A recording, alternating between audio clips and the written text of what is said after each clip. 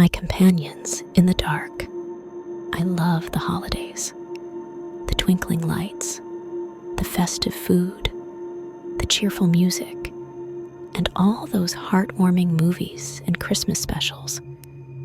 But unlike most people, I don't have anyone to share that joy with. Sure, I have coworkers, but they don't really like me. They think I'm odd, never inviting me to their parties or gatherings.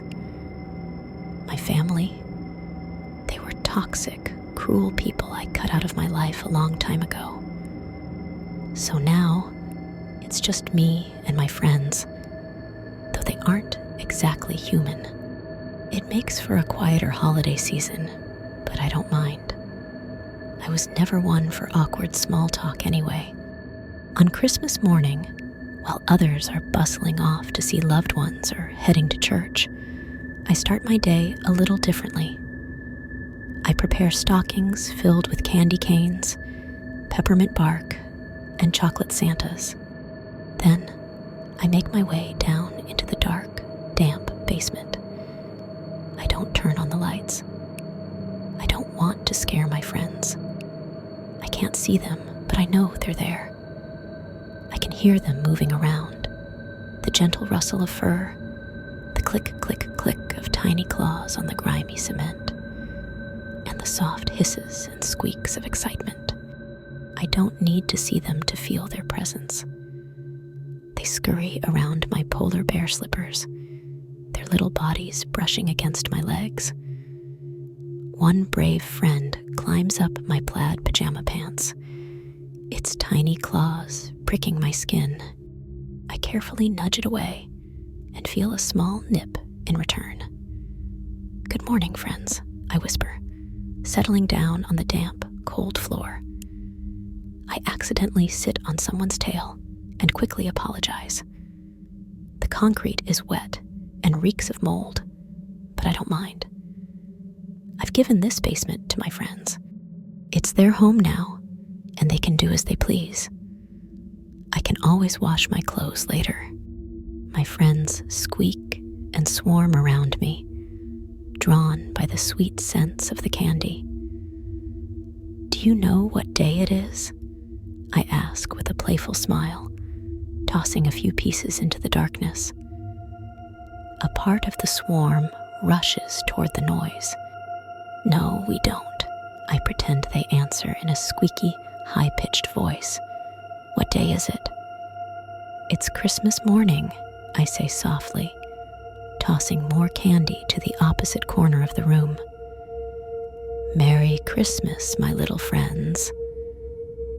I scatter the treats this way and that, humming a festive tune as they rush to collect their sugary prizes. Tiny paws skitter over my legs, and I chuckle as I feel the light pressure of small bodies crawling on me. My friends are such a big, happy family, always multiplying and bringing me more little ones to love and care for. Feeding them all has gotten expensive. They're a ravenous bunch. There must be hundreds of them now, maybe even thousands, but I don't mind. How could I ever resent the sweet little creatures that keep me company in this empty house, who chase away the crushing loneliness? "That's all for now," I announce as I toss out the last bit of candy. I smile and close my eyes, savoring the familiar sound of their excited squeaks and scurrying feet. Slowly, I stand up and make my way back to the stairs. I shut the basement door behind me with care. Their squeaks and footsteps fade into a muffled whisper. I like to think that they're sad to see me leave, not just because I bring food, but because they truly like me. "Don't worry, my little friends," I call through the door. "I'll be back later with Christmas dinner." I head to the kitchen and start preparing a proper holiday feast, turkey, ham, and all the trimmings. I put on my favorite Christmas movie, letting it play in the background as I chop vegetables.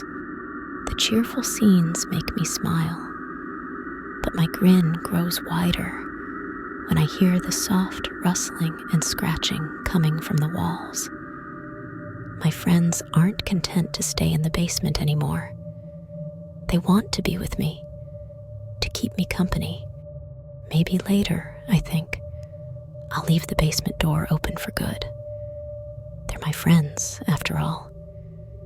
It wouldn't be fair to keep them trapped down there forever. Friends deserve to share the whole house, and I don't want to be alone. Not on Christmas. Not ever again. If you enjoyed this story, leave a like